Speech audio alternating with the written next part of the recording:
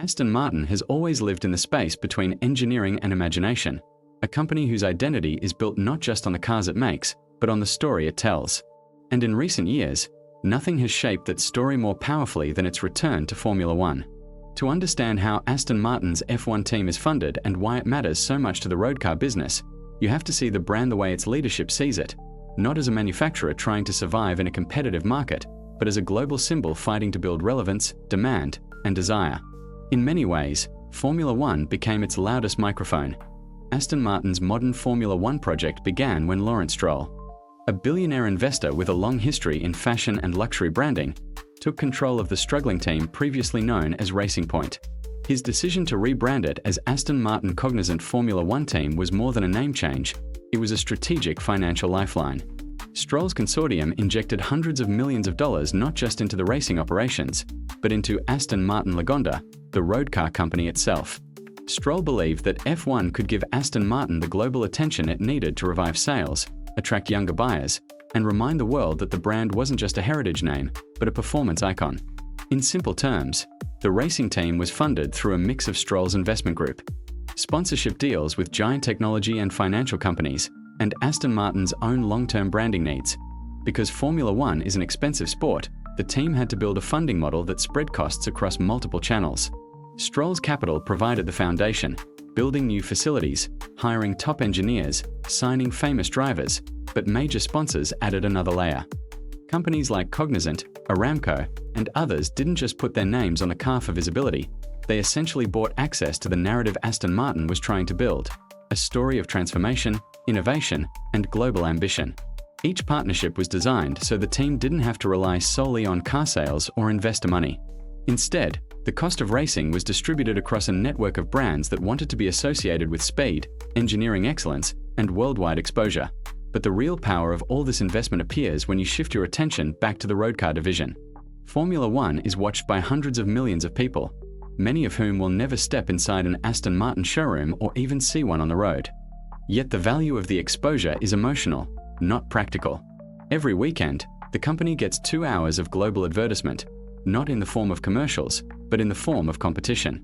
The sound of the engine, the green paint bursting through a corner, the logo on the halo as the camera zooms in, it all becomes part of a worldwide broadcast that costs the brand nothing in media fees. Instead of paying for ads, Aston Martin becomes the ad. This attention translates directly into the road car strategy. When the team performs well, interest in the brand spikes.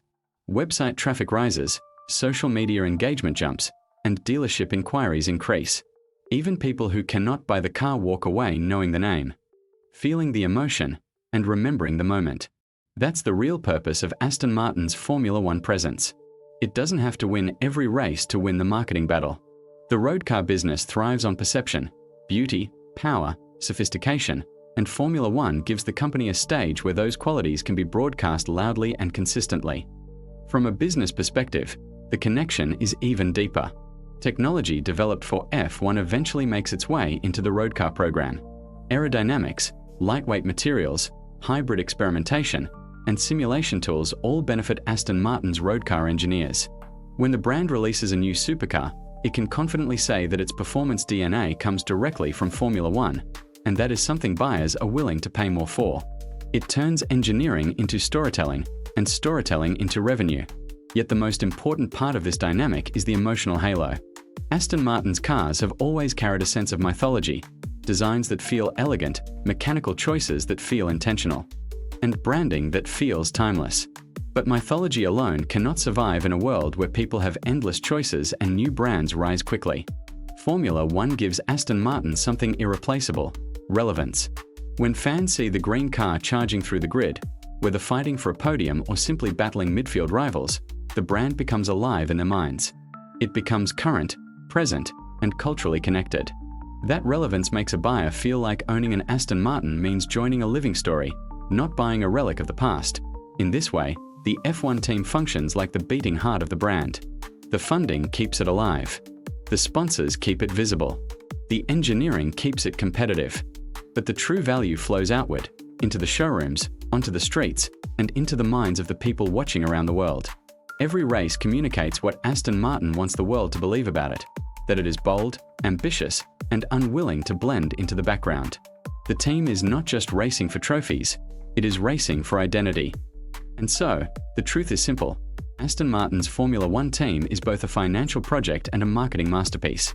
It costs millions to run, but brings billions worth of worldwide exposure. It demands constant investment, yet pays back in desire and relevance. It fuels the imagination of the audience while strengthening the engineering behind the cars. For Aston Martin, Formula One is not a side project or a hobby. It is the engine driving its future. The road car division builds the machines. The racing team builds the myth. Together, they create the kind of brand power that no advertisement could ever achieve, because it is earned at 300 km/h in front of the entire world.